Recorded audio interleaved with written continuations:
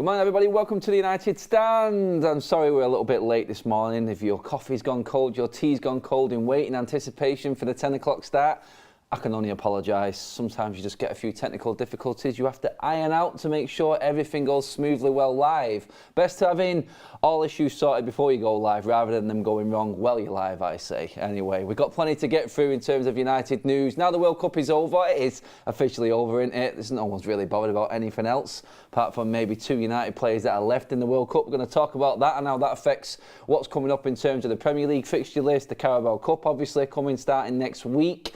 Who is going to be available for that? Certain transfer news. Mark covered most of that last night, but we're going to go a little bit more onto that as well a bit later in the show. The main start of this show is about the Glazers and the Athletics piece on the information of how it's going right now in terms of the takeover. Who's bidding, who's not bidding, how deep down the line are we, when can we expect certain news, when can we expect to know who is actually in line to come to Manchester United. That's what I think a lot of people are looking for and a lot of people are waiting in anticipation for.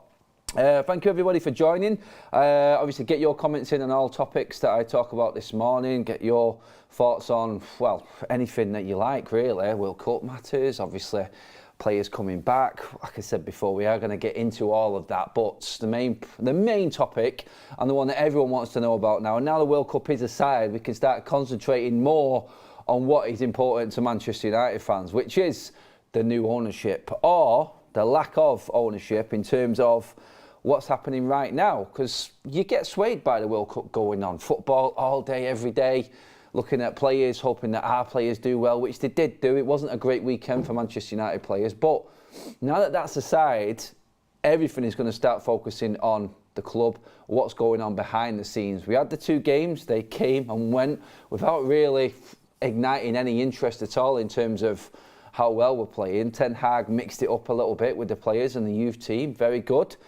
But all that's left to talk about now is what's happening with the football club, the Glazers. The Athletic have done a great piece on this. Just wanted to shout out Laurie Whitwell who did this. We know Laurie very well and he did a lot of groundwork on this. He took himself over to America. He actually did a lot of research, did a lot of door knocking and proper journalist reporting stuff out there, got some inside info, got a lot of information regarding what's going on. And the report there, it's there on the Athletic. We've got the link on our Twitter feed as well on United Stand too. This is where we're at. And it basically is one of that the Rain Group are actually building up optimism. The Rain Group are looking and they're saying that there should be a sale come the first quarter of 2023. I still can't see that personally. I think it's going to take a lot longer than that for any sort of interest from Manchester, for any parties coming in to buy Manchester United. I feel like we're probably talking towards the back end, more springtime, summertime actually. It's going to be very interesting because there's also talk of certain players' contracts and things like that, and this all leads into exactly when I think the club is going to get taken over. What they're saying in the Athletic basically is the Grain Group have a responsibility to be optimistic, actually make it sound like there are a few parties coming in and are interested in it, and that the actual bidding is going to start quite high. Now, bidding for Manchester United is completely different, and they've made a point in saying that, you know what, when it comes to comparing this to the Chelsea deal, for instance, then the government put a deadline on this happening because of the embargo and everything that was going on with Roman Abramovich. So it's going to be completely different to what happened at Chelsea. It's not going to be down the same lines. It's not going to be one of, oh, this is going to be, because it's the Rain Group, they're the ones that dealt with the Chelsea negotiations and the sale in the end. This is going to go exactly like it did then. It's not going to happen like that. Manchester United is a different animal. We're under no time constraints. Obviously, the Glazers want their money as soon as possible, but the Glazers would rather take more money than this happening quicker on a quick sale. So don't expect this to be very, very quick. Don't expect this to take a few months. Let's not forget, what was it now? The announcement came just under a month ago, around about 3 weeks ago, that we had the announcement that Manchester United could possibly up for sale. Obviously, they skirted around the edges of it and didn't say necessarily that the club was up for sale. They were just saying they were looking for outside investment. We know what that means in the end. The club is officially up for sale from the Glazers, and the Rain Group are just going to take their time and getting the best deal. Best deal for them, best deal for the Glazers, and it's not going to be anywhere near like it was with Chelsea in terms of the speed process of all of this. So you look at it and you go, right, okay, who could be in for Manchester United. I don't think we're going to know necessarily who at this time. There's obviously speculation. We've obviously known about Sir Jim Radcliffe's interest in everything Manchester United, and we've heard the rumours about Apple. That's been completely quashed in this article from The Athletic, by the way. It names people from Apple, or representatives, or people that are in the know there. Will be unnamed, as it says in The Athletic, but pretty much condemning or quashing any rumour at all that Apple would be interested in buying Manchester United. That isn't happening, according to The Athletic. And you know what? It was a nice dream. It was a little pipe dream, wasn't it, at the time, thinking that Manchester United would be taken over by Apple. It would have. Can you imagine if we did rebuild Old Trafford and Apple were in charge of that? That would be the state-of-the-art stadium, wouldn't it? Not happening. According to this, you never know. Never say never and all of that, but that doesn't look like it's on the cards at all at the moment. So I would say forget about that idea. The bigger question is, when will we know who is interested in United? Because I think the Rain Group here, what I'm reading from this article, is that they want to keep the possible bidders anonymous for as long as possible, trying to do the negotiation behind the scenes. It makes sense in the business world. Obviously, you want to do all the groundwork before making yourself public in terms of your interest. So you look at it and you go, I can totally understand that. I can see why. They're obviously keeping it quiet, and it's in the best interest of the Glazers, the Rain Group, and the potential bidder for the football club. Amazon have been mooted as possibly interested in Manchester United as well. Obviously, I think they've got a sleeve sponsor at the moment with Napoli, Serie A leaders. They've also got rights to certain Premiership games. They're getting the foot in the door when it comes to the Premier League. Whether or not that means that they would go that extra yard and say, try and buy a football club, the biggest football club in the world. Obviously, Amazon are, well, they're a juggernaut. They're out there, are massive, and could easily afford Manchester United. Would they go that far? I think they've been brought into the conversation simply because, well, they're already in the door. Like I said, they're sponsoring a Serie A team in Napoli. They've obviously got the rights to certain Premier League games around Christmas time, as it has been now for, I think, about 3 years. That's where it's been with Amazon. So I think people and journalists have probably put two and two together with that. I'm not knocking that out, like it's not going to happen.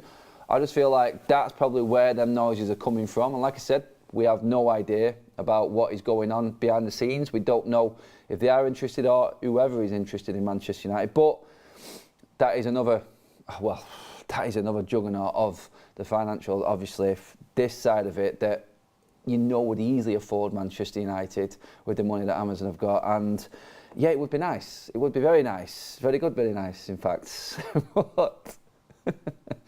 But what I would say is I don't expect this to come through until, let's say, first quarter of 2023, that would be winter, obviously, just heading into spring. Season closing, that sort of time. Yeah, I think we may have an idea of who is interested by that time. I don't think any sort of deal would be anywhere close to completion by that time. I think we'd be looking possibly summer, which would be very interesting because obviously come the end of the first quarter, we're going to get the announcement of the tour, and then we're heading into the January transfer window, then we're heading into the summer transfer window. That's going to be very key to how Manchester United move forward, because if you're the Glazers, you're not looking to spend any money now at all. And this has been my fear all along in terms of the January transfer window and all the rumours that we're hearing about. Mark was talking about Felix last night, about Gakpo and Guardiola as well. It's, for me now, a bit more of a worry. And I'm going down the road of more and more that we're not going to spend money in January. I don't know where that money would come from. We did a show the other day about having to sell to actually buy players. I feel like that possibly might be on the cards. But if you are selling Manchester United, say for instance you're in the Glazers' shoes now, why would you invest right now? You know that stock price has gone up. You know the value of Manchester United has gone up and has raised the value and going to bring them more money in the end if it goes through now. Why would you be spending more money? I just feel like that is, and for me, it's the biggest concern anyway, because I just don't see it. I mean, in the business world, why would you? Why would you spend more money? That's the problem. And for me, I just feel like it is going to scupper this season a little bit. As good as the news is about the possible sale, I feel it is a bit of a hindrance on how we progress in this season. And that's what I mean. I mean, there was another piece here I wanted to get into, but I'm just going to flick across to the other news. And Chris Wheeler from the Daily Mail has put out, and that's on the United Twitter feed as well, United Stand Twitter feed right now as well. And this sort of makes me feel this way regarding January, that the Glazers or Manchester United, I keep saying the Glazers because they are still in charge, but Manchester United are looking to trigger the one-year contract extension that Marcus Rashford has got right now. Now, you would have listened to Mark last night talking about Marcus Rashford and the new deal that he probably will get. I am in complete agreement with that Marcus Rashford is going to get a new deal. I think he is just too big to the club. And everything Mark said last night with him being the pin-up boy of Manchester United, the Manchester lad, the love story, it is the story, isn't it? The young lad came through, didn't expect to come through, made it big. The following that he's got, the stuff he's done, MBE, Marcus Rashford and all of that. They want Marcus Rashford to be the pin-up boy of Manchester United. He will get a new contract. But right now, this is where I'm sort of worried, because that one-year extension, that to trigger that, just says to me they want to give themselves a little bit more time. Marcus Rashford, I don't feel, has got any intention of leaving Manchester United. I feel the football club know this. I feel like they're going to take advantage of this by adding that extra year and therefore giving the new suitors, the new owners, that time then to get Marcus Rashford's contract done and dusted. He's loved by the club, he's loved by a lot of the fan base, and I feel like that as an opening sort of transaction for the new owners would just put them in good stead with a lot of the fan base. And I feel like Manchester United, it is just playing into the Glazers' hands right now with January.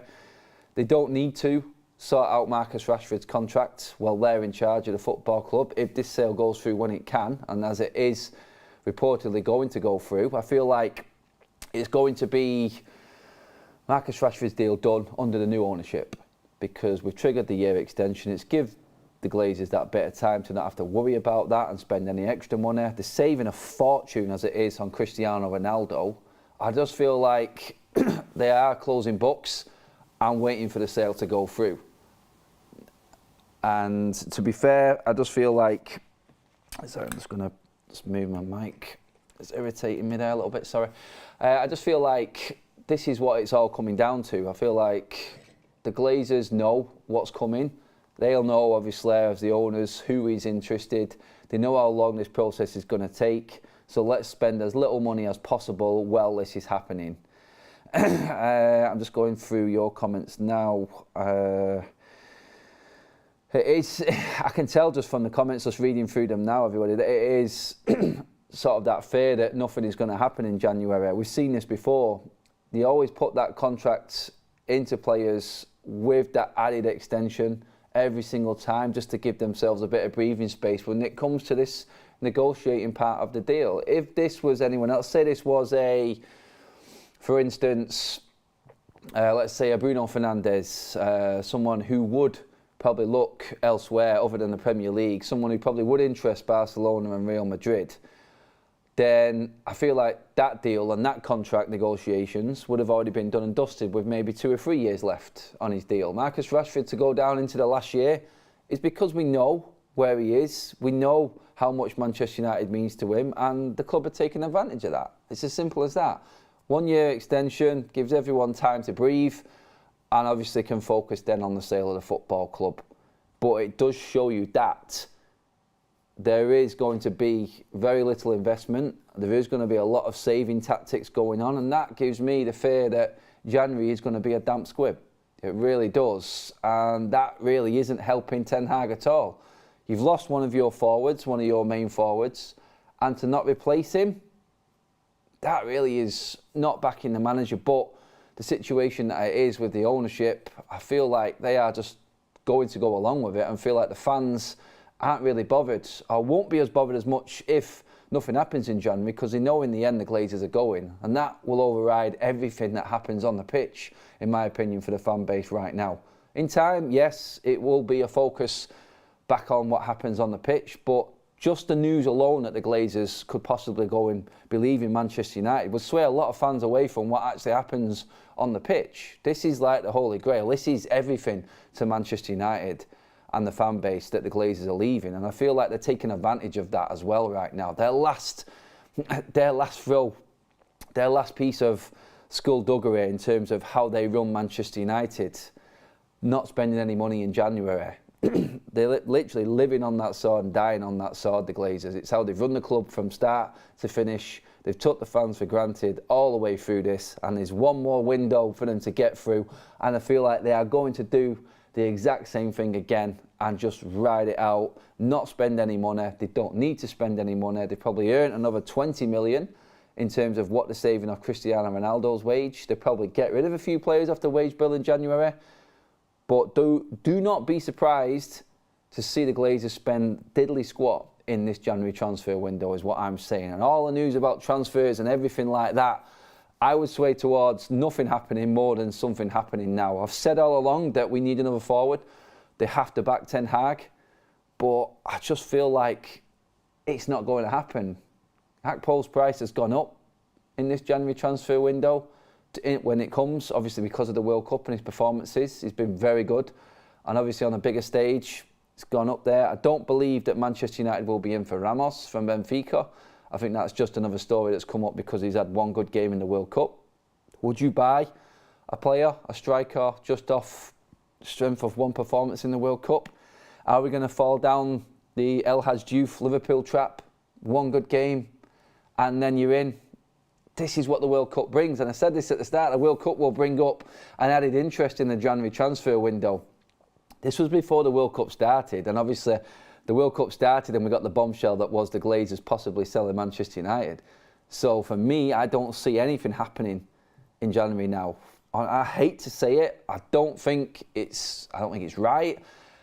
I would be amazed if we did. I'd be delighted if we did, but I just don't see United spending 60, 70 million on Akpol, which is the one player we are properly negotiating with. I know we are negotiating with at the moment, and he's a real genuine target. I just feel like we're not going to spend that money. Why would the Glazers, who are in charge of Manchester United, spend that money? And I know I've said before we can sell to buy, but then the more and more I think about it, the more it concerns me. Like I've said already, why would you, if you're selling Manchester United, spend any money now? That sale is coming in the next 6 months. So why would you spend any more money now?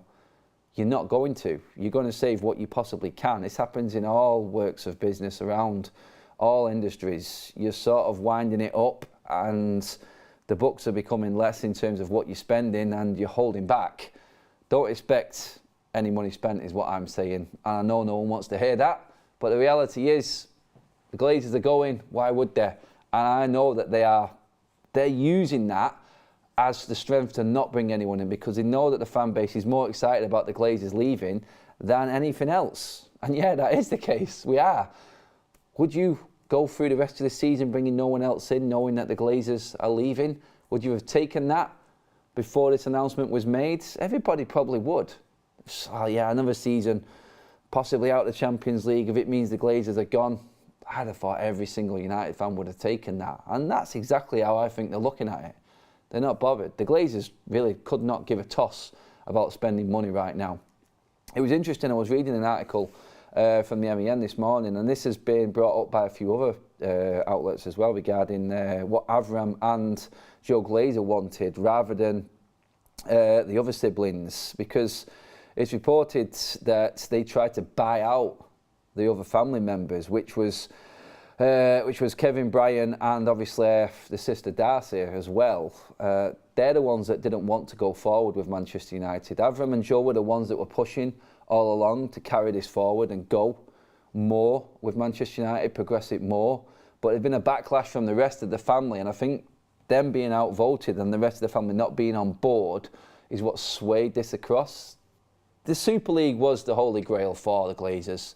That being gone has pretty much dried all all their possible revenues coming in the future out, because if Manchester United do not get into the Champions League and they don't continue to be up there competing at the highest level, the sponsorships drop, the interest drop, the match day revenues drop, the broadcasting deals drop, everything just falls down. The Glazers were solely banking, Avram and Joel especially, on the Super League going through. It's not. And it's interesting now, another year down the line, that they're looking to leave. They've hit the ceiling. They can't get any more money out of Manchester United. They wanted to try and go forward, but the rest of the family have said, look, there's nothing more for us here. They've had a backlash from the rest, and unrest within the family is basically why Manchester United now are being sold, it would seem. They wanted to run it as a more streamlined, two men operating it. There was quite clearly, going off the reports, unrest behind the scenes within the Glazer family in terms of Manchester United investing money. We know that they turned down the deal to spend 200 million on a new training complex. Why would that be? If that deal was there and you was looking at that, how did that not happen? They could have structured that, they could have put naming rights on that, and they could have easily made that happen in affordability factor. They could have got outside investment into that training complex. That would have been an easy transaction. But why did that not happen? Why did United turn that down? Probably because not everyone was in agreement moving forward. I'm sure Kevin Bryan and Darcy would have been fully on board if they knew that they had the guaranteed money of the Super League. But that happening and this now not being on the table, I think has completely thrown out the plans, definitely of Avram and Joel, who were the main people pushing Manchester United forward. And obviously they were like the ones that we see more. They were the ones that were the focal point of everything Manchester United. You didn't see much of the other family members, apart from when the dividends needed to come around. And we know now that the board, off recent reports over the last quarterly figures coming out, the board have rejected dividends going back out of Manchester United.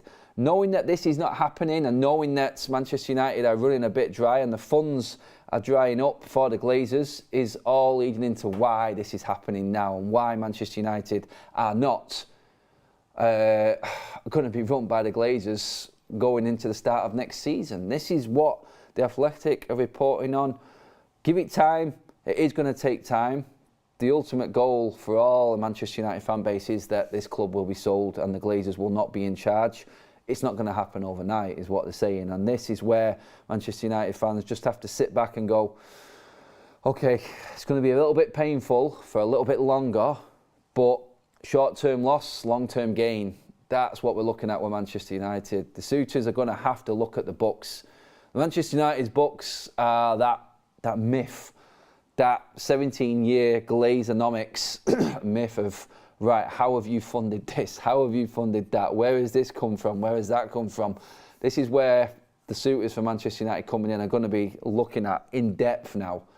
And this is why the Rain Group, unlike what the Athletic have said there, are trying to keep things low-key in terms of the names of people interested and why that's important. Obviously, they're going to want to know exactly how Manchester United are funding themselves if they've not been in the Champions League. What's the deal that everyone knows about in terms of 2 years out of the Champions League and the Adidas sponsorship deal for the shirt drops down by 25%? Or I can't remember exactly how much that is, but that is a factor. By Manchester United off the back of us not being in the Champions League 2 years in a row, if we don't get in this season and that money going down, how is that balanced? The player wage structure, is it right that they all take a 25% pay cut? What happens if they get back in? All of this is being talked about behind the scenes right now, the whole structure. How much money does the new owners have to invest in the infrastructure? Does that then come off the value of what they want to pay the Glazers? The Glazers want 7 billion, or we need to invest £500 million at least in the training complex, and if they want to regenerate Manchester United Stadium, Old Trafford. If it's a new stadium, that goes up to maybe possibly £1 billion. So I think that's why the figure of 6 to 7 billion is being muted. The new owners are going to look at that and pay and say, well, you want 7 billion, but we're going to have to fork out another £1 billion for the infrastructure, so we're going to offer you 6. That's basically breaking it down to us people that are not in the know, and I'm not saying I am. I'm just saying that's possibly how I would look at it as to why this negotiation is going to take longer than what any of us hoped it would, and is realistic, I think, more than anything, and why, again, I'll go back to what I said at the start of the show, the concern about January. Everyone's focus is on the sale, not about investment right now under this current ownership. It's why I think we're not probably going to see much happen in January, apart from players out the door. And yeah, I don't want to say it. I don't like to put that across as a negative. But like I said, short-term loss, long-term gain, that's what we're looking at. Can Ten Hag get Manchester United into the Champions League with this current crop if he doesn't get any extra players in January? Is that doable? With the fixtures coming up, it is a massive concern because I don't see us being able to sustain it. And that is where everyone is starting to worry. It's like, we do need more players of the right quality as well. Are they available? They are. But at the price they're being muted, are the Glazers going to spend that money? No, is what I say. And that's the worry. Newcastle owners give Glazers $5 billion, and Newcastle, says Robert, with the biggest and second biggest name in world football for the last 30 plus years. That's why they are demanding such a high price. It's right, Clinton, that's it. We are demanding the high price. The Glazers are demanding a high price, but it's only worth what someone is willing to pay, like everything in every walk of life. They're going to look at, like what I just said, how much is needed to be invested in to Manchester United's infrastructure when this new ownership comes in. Do they take that off the value of what the Glazers are saying? If the Glazers are saying it's worth $7 billion for everything that we've got here in terms of assets, squad, training ground, stadium, well, if anyone is in the know, or they're not going to, unless you've been hiding under a rock the last 10 years, everyone would know the deterioration of Old Trafford and how old it's looking and the reports that have been made on it. So they're going to say to the Glazers, well, this is what we're going to have to invest. You're saying that's worth that much, but that you're saying is worth that much needs this much investment. Well, I'm going to take that off what your price tag is then. That's the debate. That's the argument in their world right now. In our world, that just means we don't give a toss about the playing staff and spending money in January. Why would we? Because we're trying to negotiate the best deal. That is that and where we're at with that. I just want to move on from the Glazers now. I'm sick of the name and sick of saying it. But I did want to touch on my own sort of opinion. Matt talked about Rashford last night, and I've just gone into it there. That 1 year extension is what United do when they're looking to give themselves a bit more time. How much is Marcus Rashford worth? He's going to stay at Manchester United. I don't see him wanting to go anywhere else for the reasons being that I just said. Manchester lad, come through, MBE, very, very comfortable, knows he's one of the fans' favourites, knows the club love him here. Why would he go if he can earn an extra 100 grand a week? No one else is going to offer Marcus Rashford what Manchester United are going to offer him. His agents will know that, and Marcus Rashford knows that. He knows he's comfy at Manchester United. The fans love him at Manchester United. Well, most of the fans do. That's up for another debate. But when you break it down, who in European football, I say European football because I believe that they're the only clubs around the world that could be able to afford Marcus Rashford. Yeah, if you take Marcus Rashford on a free transfer, if he does spit his dummy out, not happy with the contract that the club are offering him, he could go after this contract, after his 1 year extension, somewhere else for free, and that's how they could balance the books in terms of offering him £350,000 to £400,000 a week, which is what I believe he's going to be put on. For me, 200 grand a week to 300 grand in modern day football is where Marcus Rashford sits right now. I believe he deserves another contract. Personally, and I'm living in cuckoo land, he would get another 50 grand a week. $250,000 a week, Rashford. That's what I think you're worth. Honestly, that's what I do believe Marcus Rashford is worth. He's not world class. He's a very, very good to excellent player. And over 100 goals for Manchester United already. He's earned that big contract. But big contract doesn't have to mean big pay rise. Big pay rise, too much for me. Honestly, 350 grand. I know we can say Martial is on that figure, David De Gea is on that figure. Have they earned that? De Gea, you could argue possibly. Martial, 100% no. But Marcus Rashford and his agent are going to go, Anthony Martial's not started a game or played 90 minutes for Manchester United in 2 years. And he's on 350 a week. That's the minimum you should be offering my client, Marcus Rashford. That's how it's going to look, and that's how it's going to pan out. Who is negotiating that, though? That goes back to what I said earlier on. The Glazers don't give a toss right now. 1 year extension option? Yeah, let's do that, and let's put that to bed while the club gets sold. And then you're leaving the new owners with a big problem, because Marcus Rashford, then being the pin-up boy for Manchester United, Mr. MBE, is out of contract. Are you going to lose an asset straight away? And that then comes into the negotiating for the football club, which means that is another outlay that the club is going to have to fork out for if Rashford walks out of the door. Can you afford another 80, 90 million, which it is probably going to cost to replace a Marcus Rashford? That's just with inflation. I'm not saying Rashford's worth that, but to bring in a player of Rashford's quality, it's what it's going to cost in modern day football.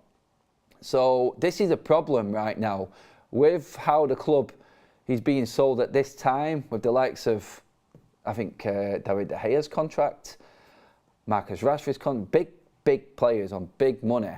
Have you got the financial clout to change the infrastructure, invest in the squad when you come into Manchester United? The Glazers are holding all the cards here.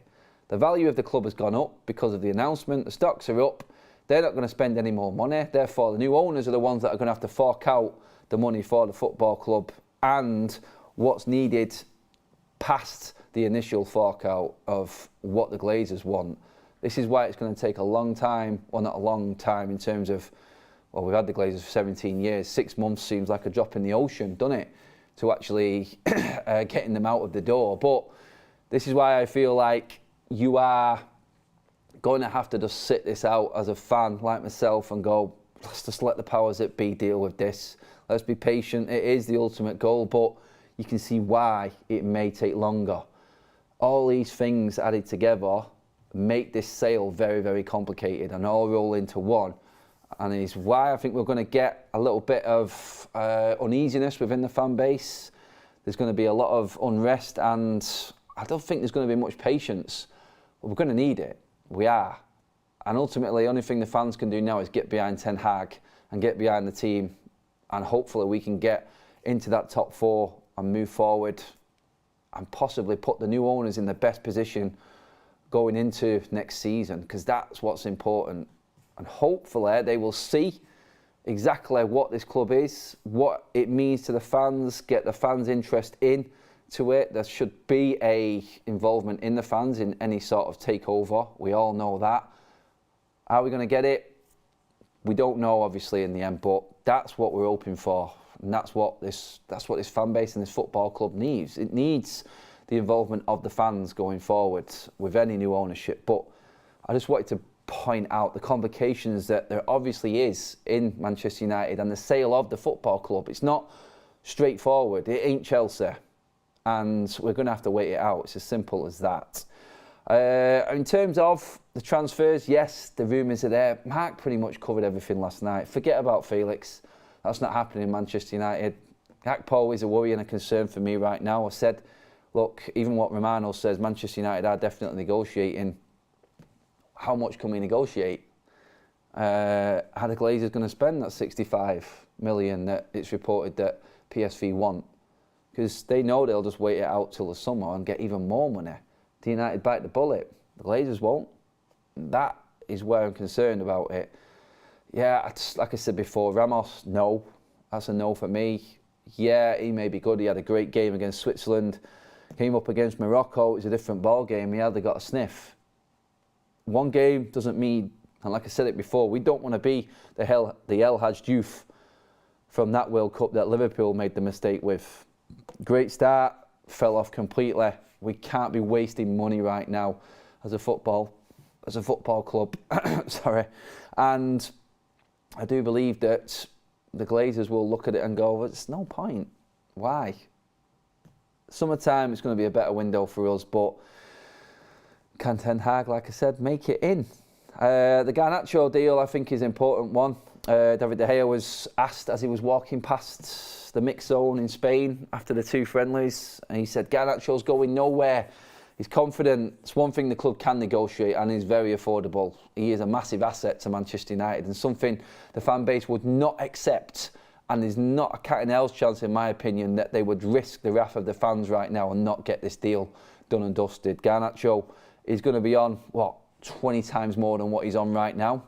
But that, when you break it down, is going from like maybe 5 grand to 50 grand and even more possibly. The deal needs to be done, otherwise he's going to end up going away somewhere else. He'll end up at Madrid, and Manchester United will end up licking the wounds again and going, why? Why are we always the club that messed this up? We did it with so many players. We've got a gem in Garnacho. Let's just put it to bed and take this little issue out of the equation. Well, we can, because we can do with this one. We've got more than enough to cover Garnacho's contract. Put him on a 5-year, put a massive release clause in there. Start being savvy.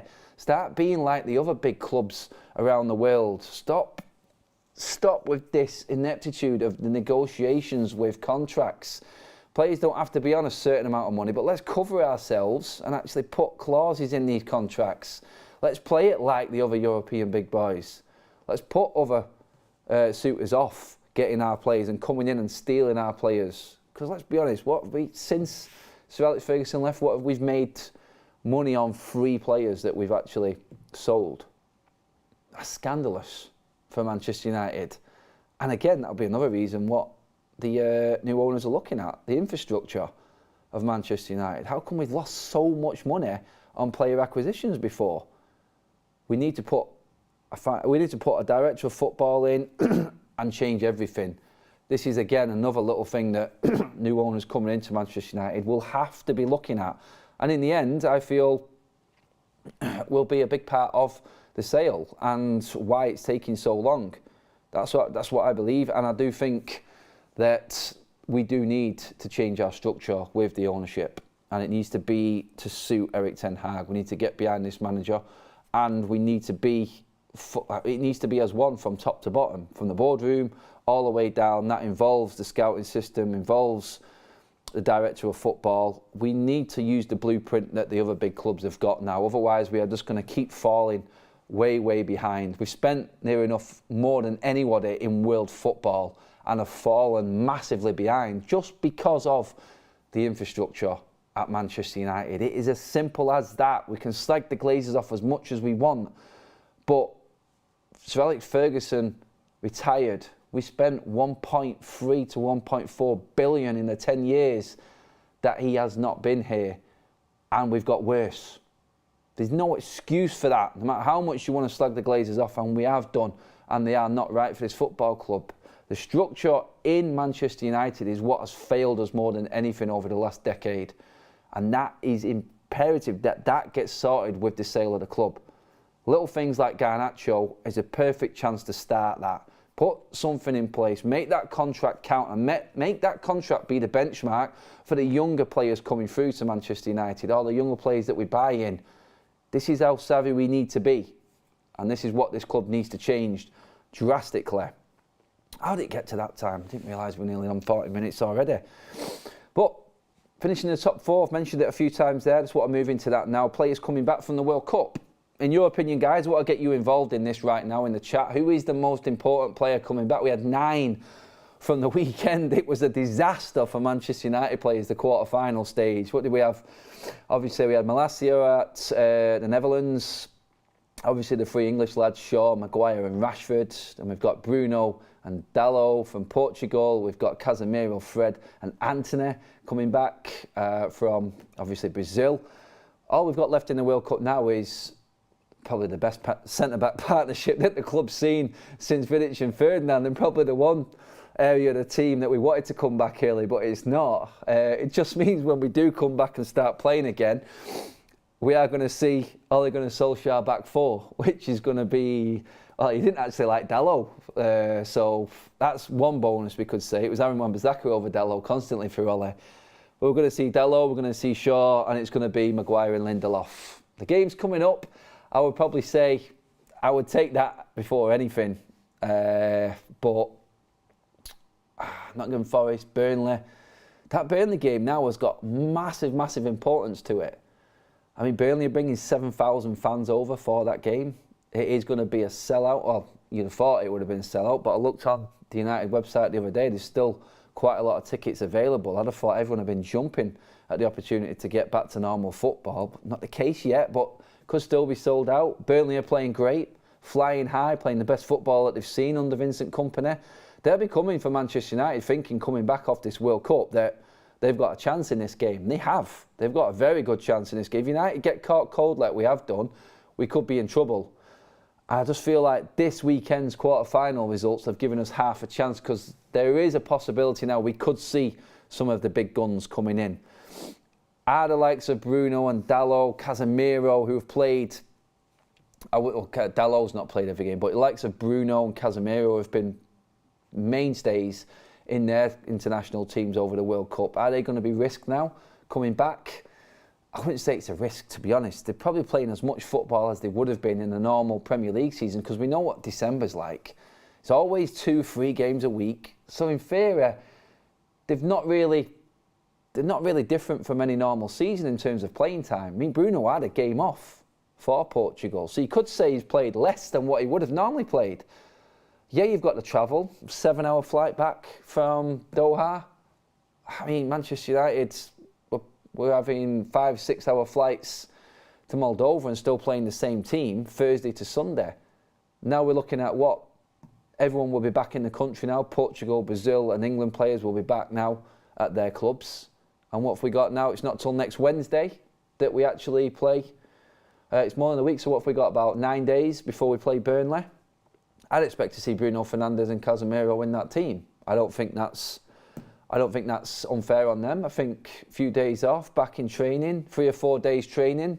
You've been training every day in the World Cup. I expect that team walking out against Burnley in the Carabao Cup to be quite strong now. I expect to see the likes of Eriksen. Obviously, he's come back earlier than them even.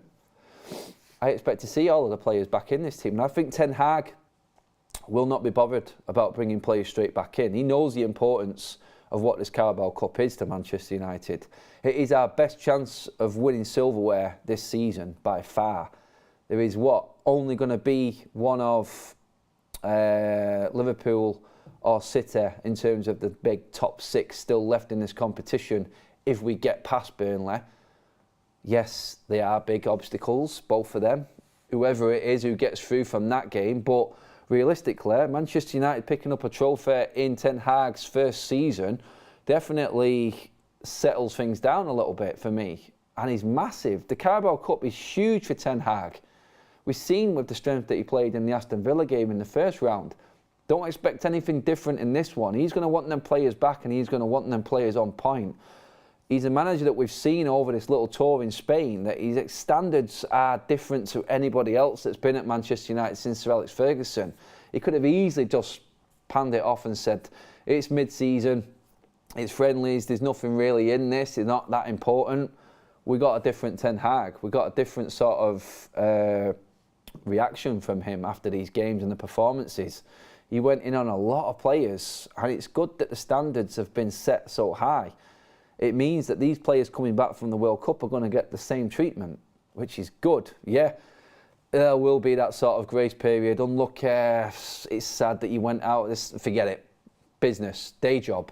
Get back to winning games for Manchester United. It's simple as that. I feel like that is how Ten Hag is going to go on these players. And for me, it's the best thing that's happened for Manchester United in a long time, Ten Hag coming in. He's just setting that benchmark again. He's setting the standard, and the standard that got forgotten about for many a years at Manchester United. We all thought that certain players were better than what they was, myself included in that. I'm not saying I didn't. I got sort of like drawn into the fact that we are doing better, we're progressing. Well, Ten Hag has just come in and completely changed all of that. And I feel like there is going to be no rest for these players coming back from the World Cup. I feel like it is going to be, you're in, you're straight in the team, here we go, we need to win this competition, we need to win the Carabao Cup. That's how I see Ten Hag's mentality. That's what I think, and I don't know about you guys. A lot of you are agreeing in the comment section. We have to go hell-bent on winning that trophy. It's just going to, I just feel like it just settles things down a little bit. It takes an edge away. There's a trophy in the bag in his first season. Wow, didn't expect that, but we got it. If we can get a trophy and finish top 4, Ten Hag needs to be given manager of the season. I don't care. The mess that's going on and what he's had to deal with in his first season, Ten Hag should be getting manager of the season if he gets in that top 4 and gets a trophy for Manchester United this season. And people will say, yeah, he's had this amount of money to spend, but money doesn't necessarily give you, take you away from such being up for manager of the month. Yeah, people expect you to do well because you've spent this amount of money. That wasn't Ten Hag's problem. He could have probably saved the club 50 million this summer if the club listened to him when they brought the targets in earlier on in the window that he wanted. It was only through the protests and the unrest within the fan base that we actually went out and spent another 140 million on Casemiro and Antony, because them deals didn't get done until after everything kicked off. And you know what? The blessing probably was them poor starts, that poor start to the season. Manchester United losing to Brighton and Brentford the way we did could have been the biggest event in this club's history in terms of changing things around, because the club had to react. It had to react, and it did. It probably spent more than what it needed to, but the club are fully behind Ten Hag this season, and I feel like they've sort of already committed to that and had to do it, and that's where we're in this position now. The owners are leaving, we've got the manager in that's going to take us forward in the future. It is good times for United. But like I said at the start of this show, there is going to be a short-term loss for a long-term game. I do believe we are going to have to go through some hard times still this season. I don't expect money to be spent in January. I don't. And that's just my feeling. And guys, obviously, when this video goes out on YouTube after the live show has gone, get your comments in. Do you feel like we can afford to spend? Looking at everything that I've brought up in the show, do you feel like Manchester United will spend? Does that Rashford 1-year extension give you that sort of feeling that they are trying to save money? Get your comments in on that. Who is the most important player coming back from the World Cup for us now? Do you believe that we can win the Carabao Cup? Can we make top 4 without making a signing? All of these things, get your comments in below, guys. But that is it for the show. Cheers for tuning in, everybody, this morning. Your comments have been on point. I have been reading them. I'm sorry I couldn't get up more. There was just a lot to get through today in terms of everything after the World Cup's finished and what's going on with the Glazers right now. But that is it for the end of the show, guys. Cheers for tuning in. Give the video a like, share, and obviously subscribe to the United Stand. Normal football is back, people. Just over a week away from the Manchester United first team back in competitive action. The World Cup's over. Let's cheer on either Martinez or Varane in the World Cup and hope for the best for them. But ultimately, in the end, it's back to the day job. And normal festive football is coming back. Thank God for that. I can't wait to be back outside Old Trafford, freezing my ass off through the winter months. Let's just hope the football comes back like it was before we left and we have this positive vibe. But for now, everybody, that is it. Cheers for tuning in, as always. I will see you on the next one, which won't be too far away. And have a good rest of the day. Positive start to the week. That's what it's all about. Cheers for watching, everybody.